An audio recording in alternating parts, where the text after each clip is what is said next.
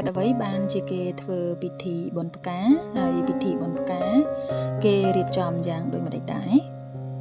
បុណ្យផ្កាជាបុណ្យប្រពៃណីតាមបែបពុទ្ធសាសនាដ៏មានសារៈសំខាន់របស់ប្រជាពលរដ្ឋខ្មែរដែលអាចប្រារព្ធនៅតាមវត្តអារាមតាមផ្ទះក្រសួងមន្ទីរនិងសាលារៀនគេធ្វើបុណ្យផ្កាដើម្បីប្រមូលបច្ច័យយកទៅស្ថាបនាទីសាធារណៈនានាមានដូចជាសាលាឆទានកុដិសាលារៀនអណ្ដូងទឹកស្រះទឹកផ្លូវចូលវត្តបង្គន់អនាម័យជាដើមសម្បត្តិទាំងនោះសម្រាប់ប្រើប្រាស់ក្នុងវត្តជាប្រយោជន៍រួមរបស់សហគមន៍ដែលគេរស់នៅបុណ្យនេះគេច្រើនប្រារព្ធនៅអំឡុងបញ្ចប់ការប្រមូលផលកសិកម្មពេលខ្លះបុណ្យផ្ការៀបចំឡើងដោយគណៈកម្មការវត្តពេលខ្លះរៀបចំដោយបុគ្គលពុទ្ធបរិស័ទនិងពេលខ្លះទៀតរៀបចំដោយសមាគមពុទ្ធបរិស័ទបុណ្យផ្កាជាបុណ្យប្រពៃណីជាតិខ្មែរយើង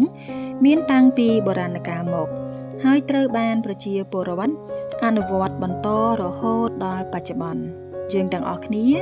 ត្រូវចូលរួមឧបត្ថម្ភបុណ្យផ្កាតាមសទ្ធាជ្រះថ្លារៀងៗខ្លួនដើម្បីប្រយោជន៍រួម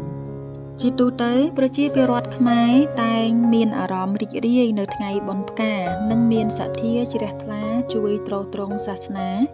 ព្រោះថ្ងៃបុណ្យនេះបានផ្ដល់ឱកាសឲ្យក្រុមញាតិដែលនៅស្រុកជិតក្តីឆ្ងាយក្តីបានជួបជុំធ្វើបុណ្យទានជាមួយគ្នាផងដែរបុណ្យផ្កាតែងប្រារព្ធធ្វើឡើងចំនួន2ថ្ងៃមុនពេលប្រារព្ធពិធីបុណ្យមួយថ្ងៃអ្នកខ្លះធ្វើរោងបុណ្យខ្លះទៀតបេះផ្កាម្លិះផ្កាឈូកយកមកក្រងជាកម្រងនិងយកកូនចេកឬមែកឈើមកតាក់តែងលម្អធ្វើដើមផ្កាបន្ទាប់មកគេយកក្រដាសប្រាក់សម្រាប់ឧបត្ថម្ភបុណ្យមកដោតចងធ្វើស្លឹកផ្កាពេលរសៀលគេធ្វើពិធីចម្រើនព្រះបរិត្តនិងសម្ដែងធម៌ទេសនាឆ្លងផ្កាពេលរាត្រីតែងមានកម្មវិធីកម្សាន្តខ្លះៗទៅតាមការនិយមចូលចិត្តរបស់ខ្មែរយើងដូចជាការសម្ដែងសិល្បៈរបាំប្រពៃណីខ្មែរល្ខោនបាសាក់អាយ៉ៃយីកេរាំវង់បញ្ចាំងភាពយន្តជាដើម